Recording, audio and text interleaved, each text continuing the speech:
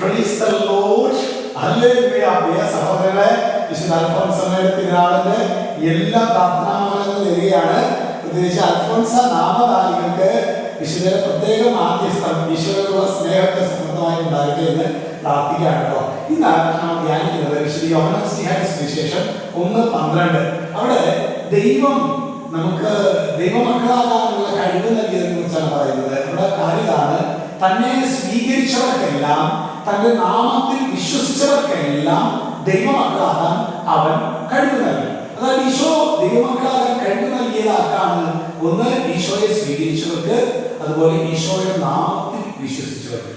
ഇന്ന് ഒരു വിശ്വാസി എന്ന നിലയിൽ, ക്രിസ്തു ശിഷ്യൻ എന്ന നിലയിൽ ശരിക്കും ഞാൻ യേശുവിനെ സ്വീകരിച്ചിട്ടുണ്ടോ? എന്റെ നാമം രക്ഷകരമായ യേശുവിനെ സ്വീകരിച്ചിട്ടുണ്ടോ? അങ്ങനെ അതിന് അതുല്യമായ ഒരു ഫ്രൂട്ട്, ഒരു ഫലം ഞാൻ പുറപ്പെടുവിക്കുന്നുണ്ടോ?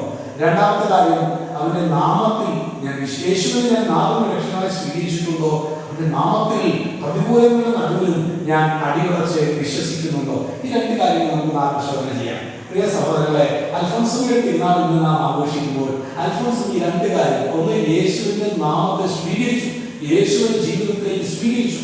രണ്ട്, യേശുവിന്റെ നാമത്തിൽ വിശ്വസിച്ചു. ഒരുപാട് പ്രതികൂലങ്ങൾ, 37 വയസ്സ് വരെ ജീവിച്ച അൽഫോൻസാമ്മയുടെ ജീവിതത്തിൽ എത്രമാത്രം മുന്നോട്ടുമായി പ്രതികൂലങ്ങൾ വന്നു. പക്ഷെ അവർ നഷ്ടധൈര്യരായില്ല.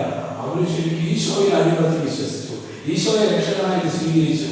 അതിന്റെ വലിയൊരു ഗിഫ്റ്റാണ് അവരുടെ സ്വർഗരാജ്യപ്രാപ്തി. ഇന്ന് നമ്മൾ സ്വർഗത്തിലെ ജ്യേഷ്ഠ സഹോദരിയായിട്ട് അൽഫോൻസയെ നമ്മൾ വണങ്ങുന്നുണ്ട് എങ്കിൽ, നാളെ പ്രിയ സഹോദരി ഇതിനൊരു അവസ്ഥ ഈശോ നമുക്ക് നൽകുന്നുണ്ട്. നമ്മുടെ ദുഃഖങ്ങളെ, വേദനകളൊക്കെ ഈശോയോട് ചേർന്ന്, ഈശോയെ സ്വീകരിച്ച് ഈശോയുടെ നാമത്തിൽ വിശ്വസിക്കുന്ന ഈ ദുഃഖങ്ങളെയും സങ്കടങ്ങളെയൊക്കെ സ്നേഹത്തോട് ഉൾക്കൊള്ളാൻ വേണ്ട കൃപ, അതിലൊക്കെ നടുവിൽ നമുക്ക് ഈ കാര്യങ്ങൾ സമാധാനത്തിന്റെയും അതുപോലെ തന്നെ വിശ്വസ്തതയുടെയും ഒരു അങ്കി ധരിക്കാനായിട്ട് നമുക്ക് പറ്റും. Praise the Lord.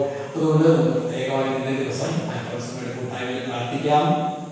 ഈശോയെ ജീവിതത്തിലേക്ക് സ്വീകരിക്കുവാൻ, യേശുവിന്റെ നാമത്തിൽ അടിയുറച്ച് വിശ്വസിക്കുവാൻ, അങ്ങനെ അതിനുള്ള കഴിവ് നമുക്ക് നൽകിയിട്ടുണ്ട്. പക്ഷെ ഈ കഴിവ് നമുക്ക് ഈ രണ്ട് കാര്യങ്ങൾ ചെയ്താലാണ്. ഒന്ന്, ഈശോയെ രക്ഷിതാവായി സ്വീകരിക്കണം ഹൃദയം കൊണ്ട്.